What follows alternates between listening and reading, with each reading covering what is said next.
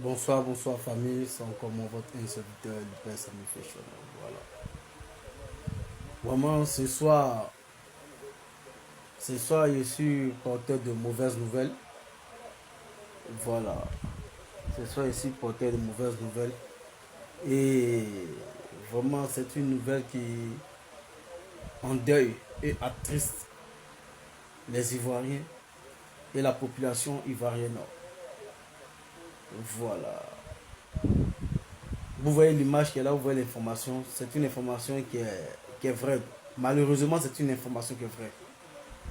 Voilà, dans la nuit du 24 au 25 août 2025, la Côte d'Ivoire a été attaquée. Oui, il y a des individus qui ont eu à attaquer un village de la Côte d'Ivoire. Et ils sont agis de façon lâche.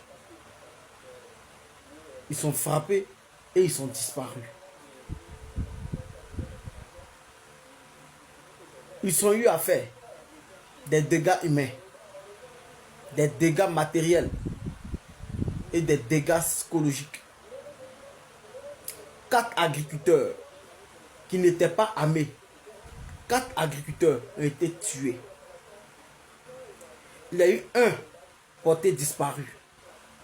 Et il y a eu une femme gravement brûlée qui a été prise en charge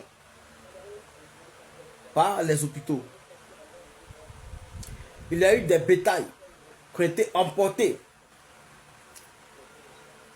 Il y a eu des véhicules de transport qui ont été caillassés, brûlés, détruits de façon lâche.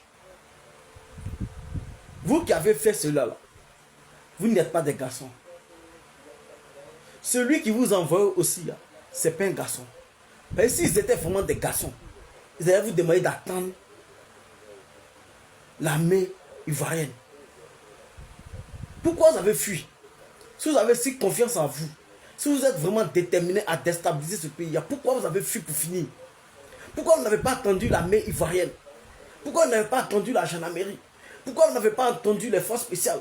Pourquoi vous n'avez pas entendu toutes ces forces d'élite ivoiriennes? Et puis vous avez fui. Ça veut dire vous. Et ceux qui vous envoient sont des lâches. Parce que quand on veut créer une psychose, quand on veut déstabiliser vraiment un pays, on ne frappe pas et puis on disparaît. Non, non, non, non. Ce sont les lâches qui agissent comme ça. Ce sont les lâches qui agissent comme ça. Donc moi, je viens ce soir-là pour vous dire, vous êtes des lâches. Vous qui avez fait ça, vous êtes des lâches. Vous n'êtes pas des hommes. Vous n'êtes pas des hommes, vous êtes des plaisantins. Parce que si vraiment vous étiez des hommes, vous n'aurez pas fui. Vous n'aurez pas fui. C'est parce que vous saviez très bien que vous êtes des lâches. Et vous avez peur. Vous connaissez la capacité, la force de frappe de l'armée ivoirienne. Raison pour laquelle vous avez fui. Mais soyez-en sûrs et rassurés. Vous serez pourchassés. Vous serez localisés. Et vous serez arrêtés. Vous serez mis hors d'état de nuit. Soyez-en sûrs. Ça, d'abord, c'est le premier volet. Ici, je viens encore ce soir pour lancer un appel à nos autorités, au chef de l'État, ou soit au nouveau gouvernement qui viendra, ou soit c'est le même gouvernement qui continuera sa mission de sécurisation et de développement de ce pays. Je viens ce soir demander à nos autorités d'essayer de faire un balisage via au pays limitrophes. Oui, il faut faire un balisage. Parce que le village qui a été attaqué, c'est un village qui est à 2 km de Burkina. 2 km, c'est rien. 2 km, c'est rien. Donc, il faudrait que nos autorités essayent de construire soit un mur ou bien essayent de mettre des grillages et essayent de poster des soldats qui sont là-bas 24 heures sur 24, de la même manière que la frontière de Corée du Nord et Corée du Sud est surveillée. Et de la même manière, notre frontière doit être surveillée. Notre frontière, parce que nous faisons frontière avec le Mali, le Burkina et je pense le Niger.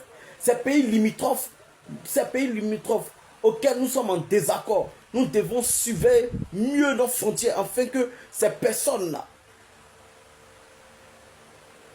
ne quittent pas dans les pays, venus entrer dans notre pays, foutre la merde et retourner chez eux. Pour l'instant, les autorités n'ont pas dit que les djihadistes ou ces assaillants viennent du Burkina ou Mali ou Niger. Non. Ils ont dit que ce sont des assaillants. Donc moi aussi, je dis que ce sont les assaillants. Je n'ai pas dit ici qu'ils viennent d'un pays limitrophe. Non. Voilà. Mais je suis en train de dire simplement que nos autorités essayent de voir comment ils feront pour mettre une vraie séparation entre notre pays et ces trois pays-là.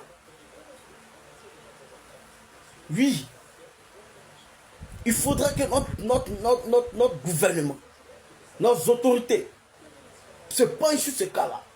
Essayent de mettre des clôtures, une clôture ou bien des barbelés ou bien des grillages afin de mieux structurer et mieux établir la limite de nos différentes frontières respectives.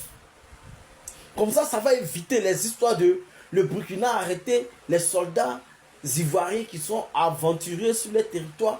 Comme ça, ça va éviter les histoires de les Ivoiriens ont arrêté les soldats des Burkinabés qui sont venus sur les territoires. Quand c'est comme ça, ça va éviter tout ça là. Si vous avez fait une clôture de 10 mètres avec des choses, avec même des postes. Si vous avez fait ça là, cela empêchera tout Ivoirien d'entrer de façon, comment dirais-je, de façon hasardeuse sur le territoire étranger. Comme ça, ça va éviter aussi ces étrangers-là de s'aventurer sur un territoire qui n'est pas à eux. Ça va éviter beaucoup de choses. Ça va éviter beaucoup de choses. Donc, il faudra que le gouvernement qui sera en place, qui sera élu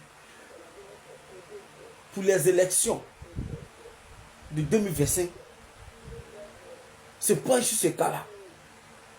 Si c'est le même gouvernement aussi qui continuera, il faudra qu'il se penche aussi sérieusement sur ce cas-là. Parce que la plupart des temps, lorsque vous voyez des forces de l'ordre, des gendarmes, se retrouver sur le territoire burkinabé, c'est parce qu'ils sont à la poursuite des orpailleurs. Parce qu'en Côte d'Ivoire, ici, il y a des orpailleurs, et les orpailleurs, nous les connaissons. Ce sont les Burkinabés. La plupart d'eux sont des Burkinabés, les Maliens. C'est eux.